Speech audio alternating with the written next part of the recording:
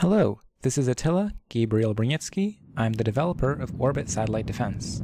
I'm recording this video to give everyone a clear sense of what gameplay is like in Orbit Satellite Defense, to show what features are currently available in the early access version of the game, and to show what features will be added by April 2018, the set release date for the 1.0 version of the game. From the main menu here, you have immediate access to the campaign mode, as well as the endless and challenge modes. There are no restrictions on which mode you try first in the early access version, but I would encourage new players to start out in the campaign mode. Each campaign level has a short introductory sequence where the AI named Galileo explains some new feature of the game. Every campaign level is unique, both in terms of the satellites you have access to and the sequence which enemies spawn. You can save and quit any level at any time,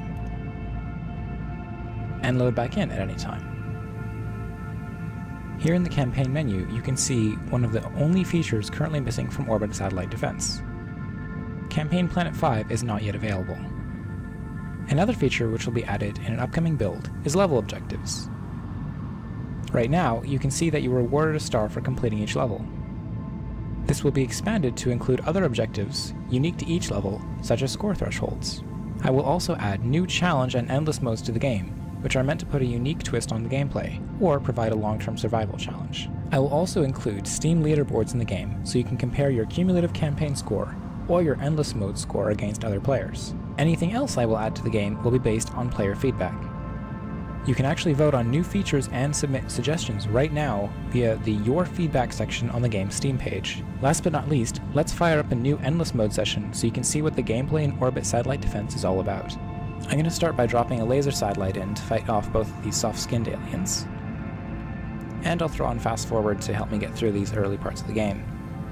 You can see that I'm able to freely reposition the satellites around the planet, but they can only hit enemies which they have a direct line of sight towards.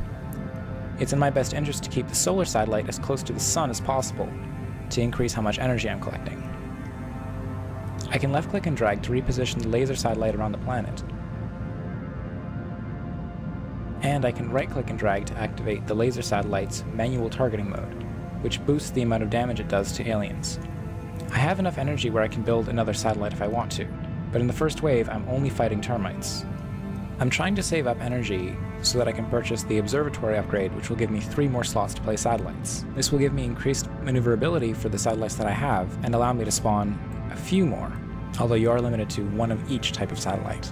Now that I've begun the second wave, hard-shelled enemies will start to spawn, so I'm going to give myself a railgun.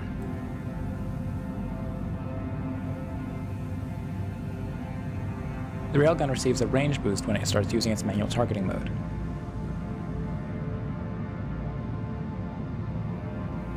The laser satellite's damage boost comes in handy when you're trying to kill scouts, since they have 5 HP and would survive a regular hit of the laser satellite.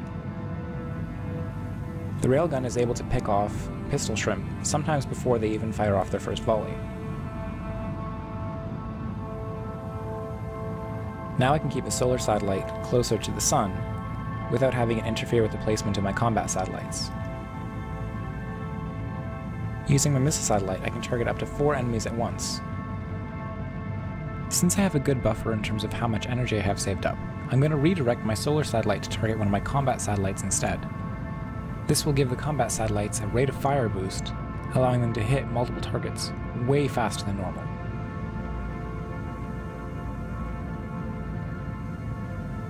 Since my planet has taken a bit of damage, I'm going to deploy a healing satellite.